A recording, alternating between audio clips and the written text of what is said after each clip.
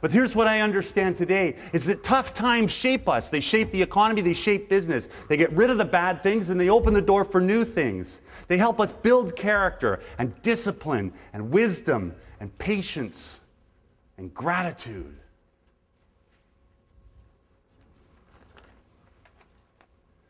Adversity introduces us to ourselves, and it always says the same thing. There's more to you than you can see. There's more to you than you can see. Everybody stand up and face me. Now I want you to look at me and I want you to say, there's more to me than I can see. There's more to me than I can see. That starting tomorrow, your future is spotless. It's blank.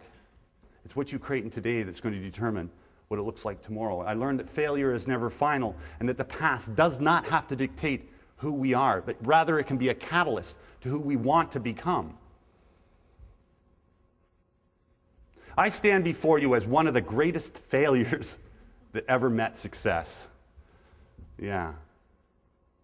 In the 1980s, when I was dressed this well, it was usually preceded by the phrase, "Will the defendant please rise?" Yeah. I was going to join that show, Biggest Loser, and then I found out it was about weight loss. And I used to panhandle change in front of this hotel. I was a homeless Skidrow drug addict bum.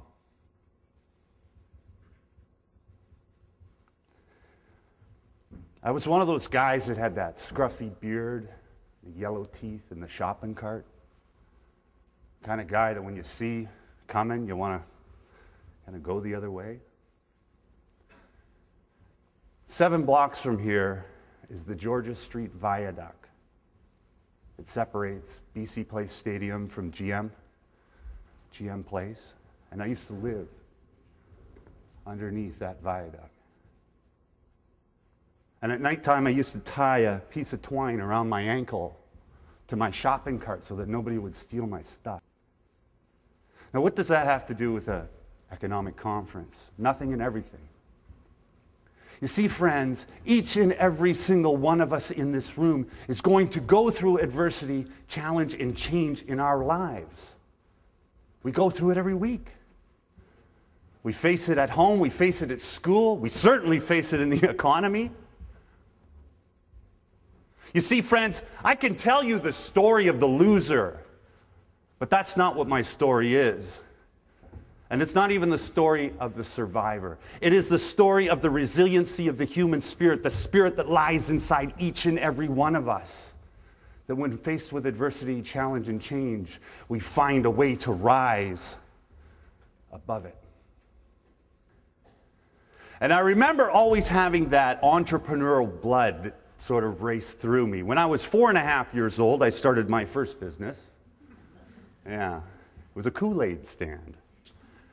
Yeah. And it wasn't just any Kool-Aid stand, because I applied the 4 P's of marketing: product, place, price, and promotion to this Kool-Aid stand. Yes, marketing students are laughing. Everybody else is going, what? I picked the best product. I had a good location. Made sure the price was attractive, but still be able to turn a good margin. But then there was the promotion. And to promote my Kool-Aid stand, I got on my banana seat bicycle with the big curly handlebars, and I rode around the neighborhood yelling out, "Kool-Aid, Kool-Aid, 10 cents a glass."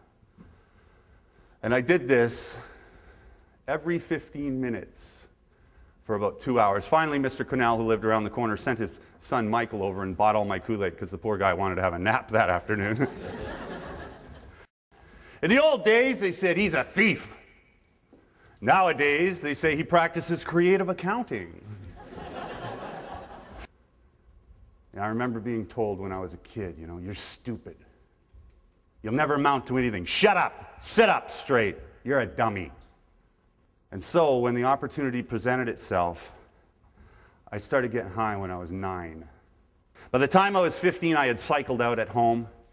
By the time I was 16, I went to prison for the first time.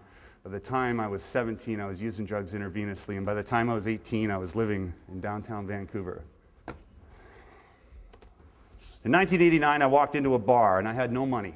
I'd woke up underneath that bridge. I didn't know how I was going to get my money that day, and I wandered around, and I didn't have the heart to go and steal. I didn't want to hurt anybody, so I didn't want to rob anybody, you know, and I just didn't know what I was going to do anymore.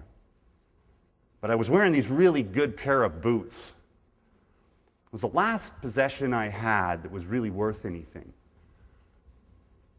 And I went into this bar, and I went and I saw the dealer guys. I asked them how much they would give me for the boots.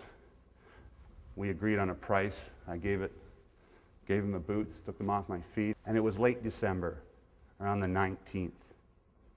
And I remember kind of being ushered outside, and that's when it hit me. I didn't really think this thing through.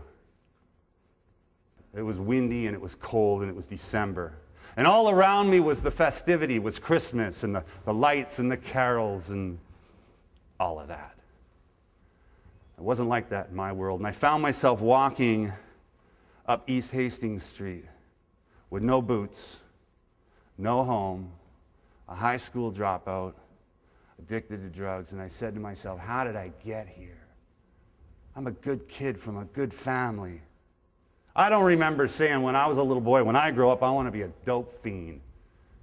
I want to be a bum.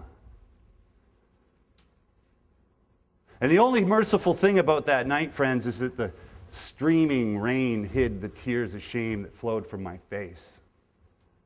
And it was in that moment that I made a decision to turn it around.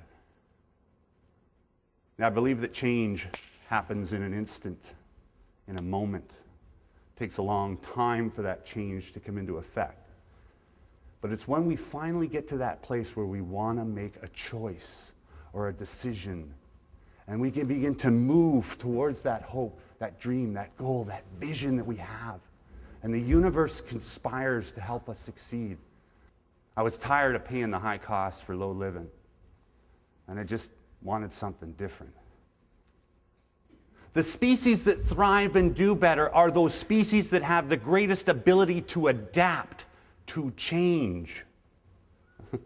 Okay, if your right thumb goes over your left thumb, it means you're highly intellectual, intelligent. Yeah? If your left thumb goes over your right thumb, it means you're highly passionate and sexual. No changing. Actually, I made all that up. Okay, I want you to open your fingers and shift your hand one way and close it and reverse your thumb. How's that feel? Weird, awkward, different.